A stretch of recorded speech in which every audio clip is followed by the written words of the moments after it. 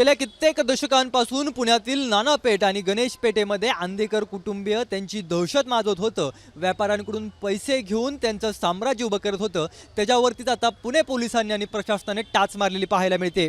आपण आता पुण्यातील नागझरी परिसरामध्ये आहोत, ज्या ठिकाणी गणेश पेठेतील नागझरी तलावाच्या वरती जे आहे ते आपण असं पाहतोय की मोठ्या प्रमाणामध्ये आंदेकर कुटुंबियांची जी आहे ती कमान पाहायला मिळते, वनराज आंदेकरांची. तर त्याच ठिकाणी जी आहे ती मोठी कारवाई पुणे पोलिसांनी सध्याच्या घडीला केलेली पाहायला मिळते. आणि आता या कारवाईनंतर पुणे पोलिसांनी हा संपूर्ण रस्ता जो आहे तो बॅरिकेटिंग करून बंद केलेला पाहायला मिळतो. इतकंच नाही तर सगळ्यात महत्त्वाचं म्हणजे ज्या परिसरामध्ये मासळी मार्केट जो आहे तो मोठ्या प्रमाणामध्ये होता आणि त्या मासळी मार्केटच्या माध्यमातून मोठ्या प्रमाणामध्ये हप्त्याची वसुली जी आहे ती आंदेकर कुटुंबियांकडून केली जात होती, अशा प्रकारची माहिती होती. आणि त्याच्यावरतीच टाच जी आहे ती आता पुणे पोलिसांनी लावलेली पाहायला मिळते. खरं तर मासळी बाजाराची इमारत असताना देखील आंदेकरांच्या आशीर्वादाने जे आहे ते नाल्यात अतिक्रमण करून बेकायदा मासळी बाजार जो आहे तो चालवले जात होता.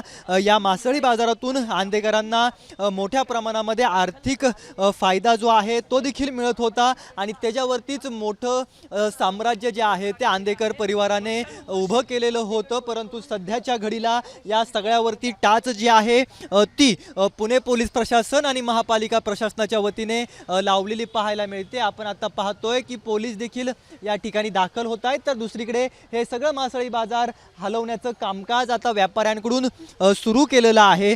परंतु व्यापाऱ्यांना कुठलीही पूर्वसूचना न देता ही सगळी घडामोड जी आहे ती प्रशासनाने घडवून आणल्याचा आरोप केला जातोय. परंतु या ठिकाणी जे आहेत ती मोठी स्टॉल जे आहेत ते माशाचे होते आणि हजारोंचे उत्पन्न, लाखोंचं उत्पन्न जे आहे ते याच मार्केटमधून महिन्याच्या वेळी आंदेकर कुटुंब जे आहे ते हप्त्यांच्या माध्यमातून गोळा करत होतं. परंतु सध्याच्या घडीला याच सगळ्या मासळी मार्केटवरती पुणे पोलिसांनी जी आहे ती टाच लावलेली पाहायला मिळते. आणि त्यामुळेच पुणे पोलिसांनी आणि प्रशासनाने मिळून या सगळ्या आंदेकर टोळीला आता संपवण्यासाठी किंवा त्यांची दहशत जी आहे ती कमी करण्यासाठी अशा पद्धतीने त्यांच्या आर्थिक स्त्रोत्रावरतीच घाव घातलेला पाहायला मिळतोय.